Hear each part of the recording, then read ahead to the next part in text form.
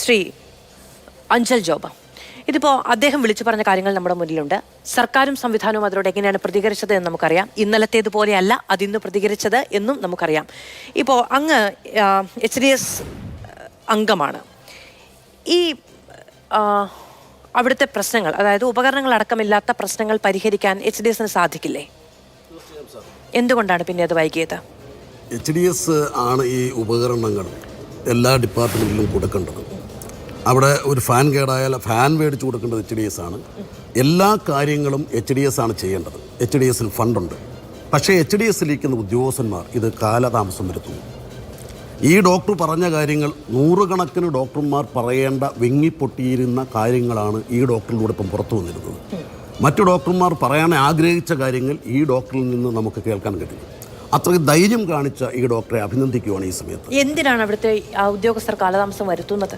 അതെന്താണെന്ന് ഇപ്പോഴും മനസ്സിലാവുന്നില്ല. കാരണം 30 വർഷം പഴക്കമുള്ള അല്ലെങ്കിൽ എക്സ്പീരിയൻസ് ഉള്ള സീനിയർ ഡോക്ടർമാർ HDS ഓഫീസിൽ ചെന്ന് ഇന്ന സാധനങ്ങൾ വേണമെന്ന് എഴുതി കൊടുത്തിട്ട് 3ഉം 4ഉം പ്രാവശ്യം അവിടെ കയറി ഇറങ്ങിയാൽ പോലും ഇവർ മൈൻഡ് ചെയ്യാതെ ഓഫീസിലിരിപ്പാണ്.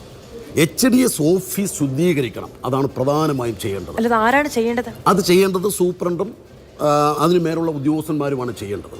ഞാനൊരു ഉദാഹരണം പറയാം. മഞ്ഞ കാർഡിന് സൗജന്യ ചികിത്സയാണ്. പക്ഷേ മഞ്ഞ കാർഡിൽ സൗജന്യ ചികിത്സ കൊടുക്കാതെ രാജേന്ദ്രൻ എന്ന് പറയുന്നൊരു പേഷ്യൻ്റ് എന്ന് 18,000 രൂപ HDS മേടിച്ചു. കാർഡും കൊണ്ട് ഇരുന്നവർ പറഞ്ഞു മഞ്ഞ കാർഡിന് ചികിത്സ സൗജന്യമില്ല എന്ന് പറഞ്ഞു. പക്ഷേ സർക്കാരിൻ്റെ നയം എന്ന് പറയുന്നത് സൗജന്യ ചികിത്സയാണ് മഞ്ഞ കാർഡിന്. അവസാനം അവർ പരാതി സൂപ്രണ്ട് കൊടുക്കുന്നു. സൂപ്രണ്ട് അത് RMO കൈമാറുന്നു. RMO ഇത് റീഫണ്ട് ചെയ്യണം എന്ന് പറഞ്ഞു തിരിച്ചെഴുതി കൊടുക്കുന്നു. പക്ഷേ ഇതും കൊണ്ട് ഓഫീസ് എന്നും പറഞ്ഞു അത് RMOയുടെ കയ്യിൽ നിന്ന് മേടിച്ചാൽ മതി, കിട്ടില്ല എന്ന്. ഇപ്പോൾ ആ പേഷ്യൻ്റ് മരിച്ചു. ഇപ്പോൾ 5 മണിക്ക് ഈ പേഷ്യൻ്റ് മരിച്ചു. SC വിഭാഗത്തിലെ പേഷ്യൻ്റാണ്. 2 പെൺകുട്ടികളുടെ അച്ഛനാണ്. ഒരു നിർവാഹവുമില്ലാത്തവരാണ്. ഞങ്ങളൊക്കെ ഈ വിഷയത്തിൽ ബന്ധപ്പെട്ടു. അപ്പോൾ അങ്ങ് പറഞ്ഞു ഈ കാര്യങ്ങൾ ശുദ്ധീകരിക്കണമെങ്കിൽ അത് HDSൽ നിന്ന് തുടങ്ങണം എന്നുള്ളത്.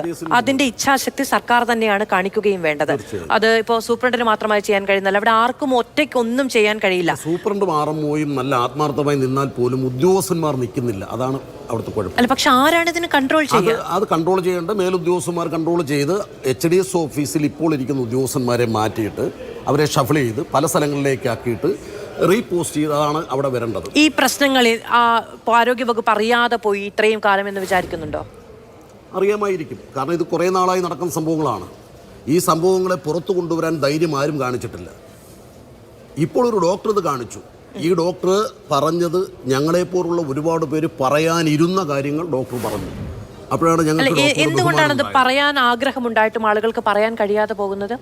അല്ല, ഇത് എത്ര പറഞ്ഞാലും നന്നാവത്തില്ല എന്നുള്ള നിലയിൽ നമ്മളൊക്കെ തഴഞ്ഞിട്ടേക്കുന്ന കാര്യങ്ങളാണ്. ഈ HDS ഓഫീസ് എന്ന് പറയുന്നത് ഇങ്ങനൊരു ഓഫീസാണ്. നമുക്ക് അങ്ങനെ തഴയാൻ പറ്റുന്നതാണോ ആരോഗ്യവകുപ്പ്? വളരെ സീനിയർ ഡോക്ടർ ചെന്നിട്ട് SLCക്ക് 210 മാർക്ക് മേടിച്ച് അവിടെ ഇരിക്കുന്ന ഒരു ലേഡിയുടെ അടുത്ത് എനിക്ക് ആ ഉപകരണങ്ങളൊന്ന് മേടിച്ചു തരാമോ എന്ന് 4ഉം 5ഉം പ്രാവശ്യം ചെന്ന് പറയുന്ന സാഹചര്യം എന്ന് വെച്ചാൽ മനുഷ്യത്വത്തിൻ്റെ പേരെങ്കിലും അത് ചെയ്തു കൊടുക്കണ്ടേ?